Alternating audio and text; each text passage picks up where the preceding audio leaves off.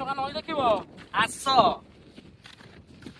ତାଙ୍କମାନେ ଦେଖିପାରୁଛନ୍ତି ଦେଖ କେତେ ସୁନ୍ଦର ପରିବେଶ ଇଏ ସୁନ୍ଦର ନଈ ଦେଖନ୍ତୁ ଆପଣ ଏଇଟା କେବେ ବି ପାଇବେନି ନଈ ମାନେ ଯେମିତି ଇଏ ହେଇଛି ପୁରା ଆମେ ଆସିଛୁ ନଈରେ ବୁଡ଼ ପକେଇବୁ କିଛି ତୀର୍ଥ ଫୀର୍ଥ ନାହିଁ କିନ୍ତୁ ଆସିକି ଗାଧୋଇ କାଠ ଆଣିକି ଆଇଛୁ ଗାଧୋଇବୁ ବୁଲିବୁ। ଆଉ ଏଠି ଗୋଟେ ଘଟଣା ହେଇଯାଇଥିଲା କିଛି ଦିନ ପୂର୍ବେ ଦିଟା ପିଲା ବାହାରିଥିଲେ କେତେ ଟିକେ ନଈ ଏଇ ଜାଗାରେ ଆମର ତାଙ୍କର ବୁଡ଼ି ଯାଇଥିଲା ଗୋଟେ ପିଲା ଦୁଇଟା ଯାକ ପିଲା ବୋଧେ ବୁଡ଼ି ଯାଇଥିଲେ ନା କଣ ତା ସାଙ୍ଗରେ ଆମେ କିନ୍ତୁ ସେଠୁ ନାହିଁ ତାଠୁ କିଛି ଦୂରରେ ଯାଇକି ବୁଡ଼ ପକେଇବୁ ହେଲା କି।